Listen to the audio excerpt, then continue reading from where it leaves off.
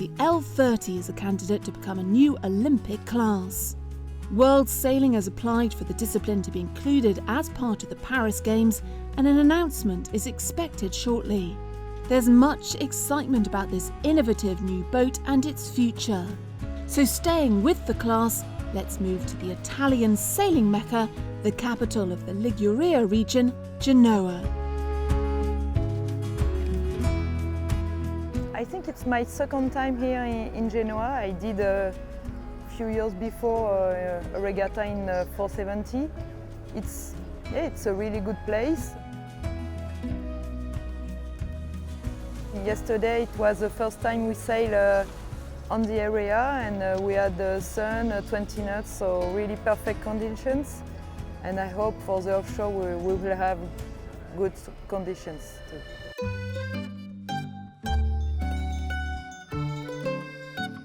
This historic port city hosted the second edition of the 2020 Eurosaf Mixed Offshore European Championships. The event was organised by the Yacht Club Italiano in conjunction with the L30 Class Association and in cooperation with the European Sailing Federation. The championship was part of the Nastro Rosa warm-up series, with many distinguished sailors from all around Europe in Genoa ready to test themselves in this new discipline.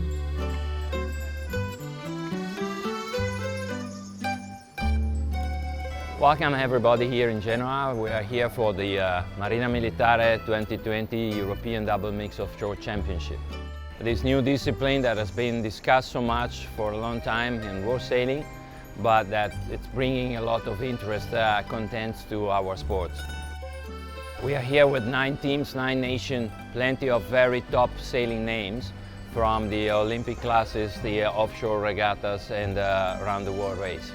It's a great group of sailors, and it's very interesting because for us as event organizers it's a great learning curve, talking with all of them about how we can improve these new disciplines. With many sailing events taking place over longer distance races, the new category seems a natural addition to the Olympics, representing sailing in all of its many aspects. However, offshore racing is a different sport entirely, a test of endurance and navigation which requires a different skill set than sailing around inshore marks. I think this discipline can really change sailing in the Olympics.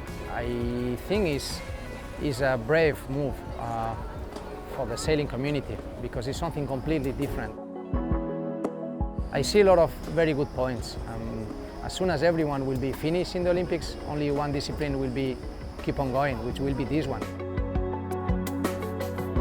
When the people in Australia will wake up, they will not be able to watch what's going on in swimming or even sailing. They will only be able to be following live this discipline.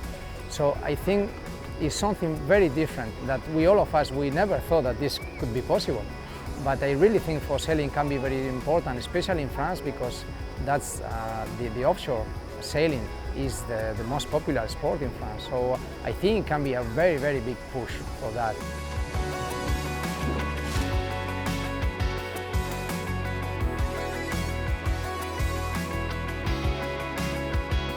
The event brought many top Olympians and Volvo Ocean racers to the starting line in Genoa, like Ika Martinez, Marie Rieu, Dee Kafari and Annemieke Bess.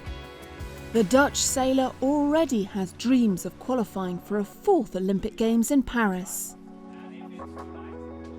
I love to start an Olympic campaign, of course. That's why we are here, and just kick it off as a start. And of course we need to find some sponsors to start it, but definitely we want, yeah.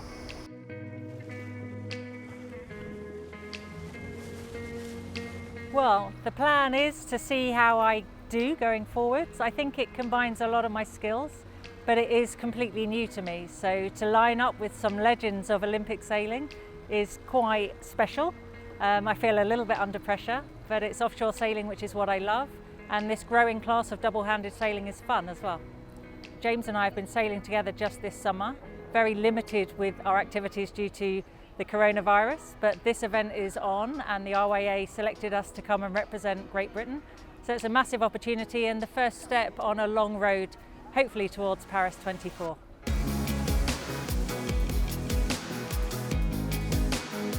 After 3 days of superb sailing action, the fight for the title came down to a duel between the French team, Benjamin Schwartz and Marie Rieu, against Ika Martinez and Natalia Villa de Fresnay.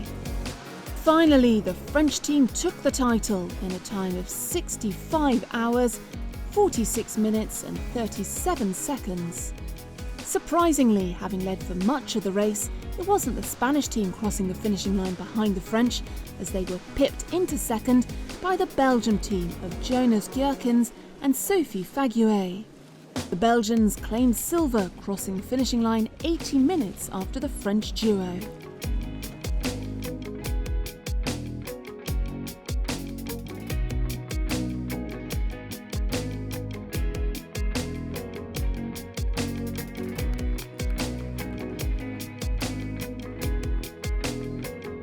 The L30, potentially an Olympic Games class, was first tested in November 2015.